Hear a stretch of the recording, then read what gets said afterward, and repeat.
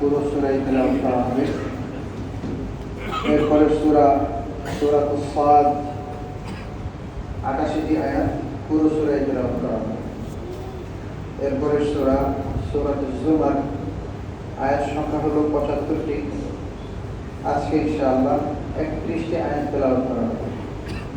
আয়াতের সংখ্যা হিসেবে আজকের তারাবিহে খুব সম্ভবত সবচেয়ে বেশি আয়াত অন্যান্য দিনের তুলনায় তেলাওয়াত করা হচ্ছে। তো কোরআন মাজিদের আয়াতগুলো এরকম, আমি যদি একটি আয়াত নিয়ে চিন্তা করি, আমাদের সালাফদের থেকে পাওয়া যায় এক আয়াত সারা রাত পার হয়ে গেছে, এক আয়াতে এসে আটকে গেছে, এরপর আর নিজেকে সামনে আগে বাড়তে পারে। ইমাম আবু হানিফা রাহমাতুল্লাহির ব্যাপারে পাওয়া যায় সূরা ইয়াসিনের তেলাওয়াত করছিলেন। সূরা ইয়াসিনের একটা আয়াত আছে, ওয়ামতাজুল ইয়াওমা আইয়ুহাল মুজরিমুন, হে অপরাধীরা তোমরা আজকের দিনে নেককারদের থেকে আলাদা হয়ে যাও। দিলের মধ্যে একটা খটকা আসলো যে দুনিয়াতে তো আছি, ভালো মন্দ লোকের মাঝখানে মিশে আছি, আল্লাহর খাতায় ভালো আছি কিনা কে জানে। কাল কিয়ামতের ময়দানে যদি আল্লাহ পাক মন্দ লোকদের সাথে যদি বলেন তুমিও আলাদা হয়ে যাও, এরপরে আর কি থাকবে। তো এই আয়াত পড়ে যে উনি আল্লাহর কাছে দোয়া শুরু করেছেন, রাত পার হয়ে গেছে। কোরআন মাজিদের আয়াতগুলোকে নিয়ে নিজের জ্ঞানের সীমাবদ্ধতার কথা মাথায় রেখে চিন্তা ভাবনা করা উচিত। সীমাবদ্ধতার কথা মাথায় রেখে কোরআন বুঝতে হলে তো 14টা শাস্ত্র ভালো করে বুঝলে কোরআন ভালো করে বোঝা যাবে। 14টা শাস্ত্র যদি ভালো করে রপ্ত না হয়, তাহলে just I am doctor or I am an engineer, I can read the translation, but কোরআনের দেখতে যেতে হলে আমাকে ওই সাধনাটা করে আসতে হবে। তো নিজের সীমাবদ্ধতার কথা মাথায় রেখে কোরআনে মাজিদকে নিয়ে, কোরআনে মাজিদের আয়াতগুলোকে নিয়ে চিন্তা ভাবনা করা দরকার।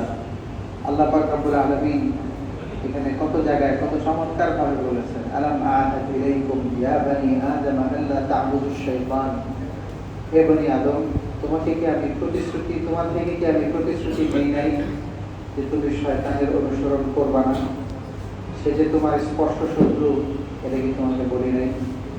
তারপরে তো তুমি তার পেছনে দৌড়াবে।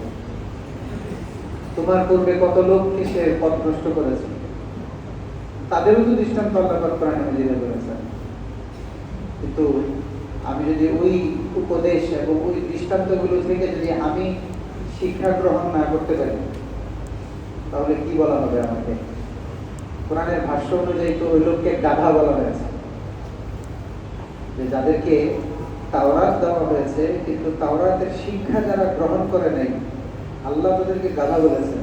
গাধার পিঠে অনেক বড় বড় বই আছে, কিন্তু গাধা ওই বই থেকে উপকৃত হতে পারে না।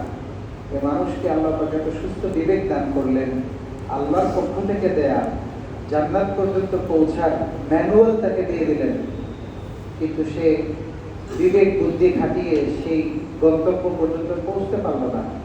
সে তো গাধা নয়, সে গাধার চেয়ে আরো খারাপ। গাধার তো বিবেক নাই, ওর এক্সকিউজ আছে, আমাকে আল্লাহ বিবেক দেন নাই, কিন্তু আমাদেরকে তো আল্লাহ বিবেক দিয়েছেন। আল্লাহ পাক আমাদেরকে বিবেক খাটানোর তৌফিক দান করেন। এরপরে সূরাতুস সাফফাত, এটা যে ট্রান্সলেশন পড়ে, সূরাতুস সাফফাতে আছে জান্নাতীরা পরস্পরে আলোচনা করবে এবং একজন আরেকজনকে বলবে, জানো আমার এক বন্ধু ছিল, ওই বন্ধু খালি আমাকে বলতো এই এত তাড়াতাড়ি, মানে কথার ভাষ্যটা এত তাড়াতাড়ি আমলের দিকে চলে গেলে কেমন হবে, একটু মজা কর, একটু দুনিয়াকে উপভোগ কর। সে তাকে দেখছি না, চলো তো একটু তাকে জাহান্নামে দেখি। হ্যাঁ, এবং কোরআনের আয়াত, ক্বালা কাইলুম মিনহুম ইন্নী কানা লি কারিন, আমার একটা সাথী ছিল, ইয়াকুলু আইন্নাকা লামিনাল মুসাদ্দিকিন, তুমি কি সত্যবাদী হওয়ার ভান করছো? এটা কি সম্ভব? আমরা মরে যাব, মাটির সাথে মিশে যাব, পচে যাব, এরপর আবার আল্লাহ আমাকে আবার উঠাবেন? How is it possible? যেটা দেখি না সেটা বিশ্বাস করি না। আমার শরীরের ভিতরে যে প্রাণটা আছে ওটাকে কেউ দেখেছিল? হ্যাঁ, ধানমন্ডির লোকজন যদি দেখতে পাইতো নির্ঘাত কোনো না কোনো কৌটার ভিতরে ওটাকে ভরে রাখতো, যে না আমার কেউ মারা গেলে সাথে সাথে ওই কৌটাটা খুলে তার ভিতরে ঢুকিয়ে দেবো, যেন সে আর মরতে না পারে। কেউ দেখে নাই। সবই আছে, চোখ আছে, নাক আছে, কান আছে, সবকিছু আছে। একটা জিনিস নাই, যেটা নাই সেটা ইনভিজিবল, নাই হয়ে গেছে। এখন সে আর তার নামে নাই, সে এখন মৃত লাশ হয়ে গেছে। এরকম সে বলেছে, আর মাটির সাথে মিশে যাব, এরপর আবার আল্লাহ উঠাবেন।